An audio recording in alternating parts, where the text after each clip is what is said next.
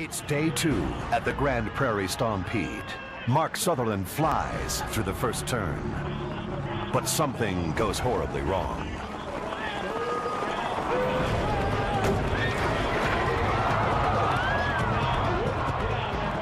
For some reason, the radio broadcast went dead, and somebody said Mark was being drugged under the wagon, so we left here and run for the racetrack. That is Mark Sutherland. He's not in his wagon. He's hanging on to the reach underneath. I know more times than not when the driver gets knocked out of the wagon, he doesn't get to walk again. When you come out of the wagon, 9 times out of 10, you're dead. I'm sure he's talking to the big guy to get him stopped. Buddy Bensmiller and Kurt Bensmiller have crossed the finish line on Lincoln Park safely. All north, Mark Sutherland is still hanging on to that reach. He's crossed the finish line. He's alive and okay. He's hanging on to the underneath. I'll tell you, Mark, to stay that cool with that going on, because if he lets go, that's it. Thank you. We've got all the outriders now trying to stop the jump wagon of Mark Sutherland and All North Contracting. He is still hanging on to the underneath of that reach of that wagon. Mark has clung to his undercarriage, just inches above the ground, for over a minute. Quick thinking. This is one tough kid, and I, in 35 years of being on the track, 25 of them being a track announcer, have never seen anything like this in my life.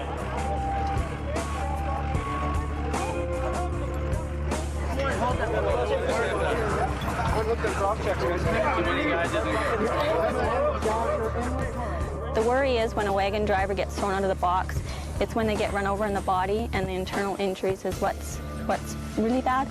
But he never got ran over there. It was only his leg and his head. So he may still have concussion. He's not completely clear, but we're very, very lucky. It's clear that Mark is okay when he jumps in to care for his horses.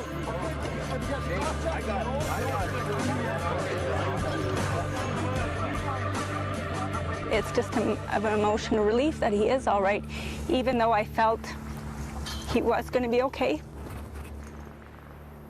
Mark's mother, Debbie, isn't so sure. She finds him on the track.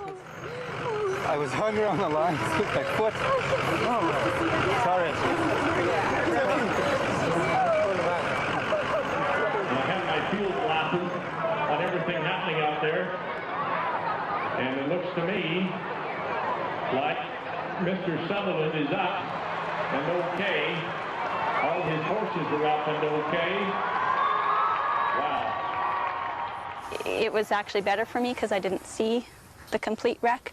Our daughter was sitting up on the hill right by the wreck, and she's seen the whole wreck, and it was pretty devastating for her. You know how many times I've seen your grandpa go upside down and inside out? He always came out. I believe you know what the whole is. You know, I've been there. I've seen Dad in some wrecks, and anyone with children has been scared enough watching them do something crazy, or, you know, having them walk away from you or something in a mall, or I felt it, and I knew what they were feeling, but I knew I was okay. Back at the barns, Kelly inspects Mark's harness, and the culprit is found. That's where she broke. Just knocked off right there. Look at that. The whole thing started with restless horses and a broken buckle. Mark's team was out of control from the start, and there was nothing Mark could do. I had to stop that outfit or my horses were going to get hurt. So I did what I could. I got off the rail, you know, in the center of the track, and a guy can come on the inside of me and a guy can come on the outside of me. And Jason Johnstone was actually on barrel 1. He was right behind him. And there was enough room at one point where Jason kind of could send him through there because he couldn't go outside. He didn't have enough time. And he put his horses right along the rail. And unfortunately, Jason, when he tried to go through, there wasn't room. His wagon goes down to the right. Mark goes to the left. He falls out, takes the lines with him, which turned out to be a good thing. When I hit the ground, I remember seeing kind of, you know, stars. And then I opened up again and I saw the wagon box. I thought the wagon box was coming down on me. And I took in a breath and I held my breath. And it didn't hit me. He misses the front wheel, and then that wagon comes back onto all four. I turned my head and I could just see the wheel, and I thought the wheel was going to hit my head, and all that went through my mind was, man, this is going to break my ribs. And somehow the lines hitch his legs, rip him underneath the undercarriage like a slingshot. And there was enough room between the front wheel and the back wheel. It was perfect because any taller, he'd have been ran over. And it just shot him underneath there, and he grabbed a hold of this bar in the middle. It's called the reach. I grabbed the undercarriage because that was the safest place. I knew if I could get up there, I would be okay, or at least I'd have a better shot of being okay. Once I saw that he was hanging on and he was okay, he wasn't underneath there getting beat up, you know, because if it had knocked him out or something like that, who knows, he'd have been back here getting ran over, or, you know, if he hadn't grabbed it, he might have swung underneath, and then them lines wrap around the wheel, and he's got his legs in there, so so that didn't happen, but thank God. If I'd have been knocked unconscious from the first hit that I went down and smacked my head face first, I'm pretty confident that I wouldn't be here today.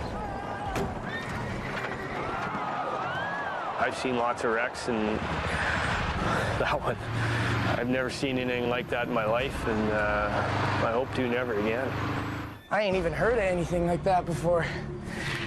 You know, that's something that the old-timers in the coffee shops will be talking about for the next 30 years. Creating a sports legend is exhausting. For all his effort, Mark is awarded a no time by the judges, which he has to protest. Mark has a lot to think about. He's lucky to be alive. And how many times can you roll the dice before that kind of luck runs out?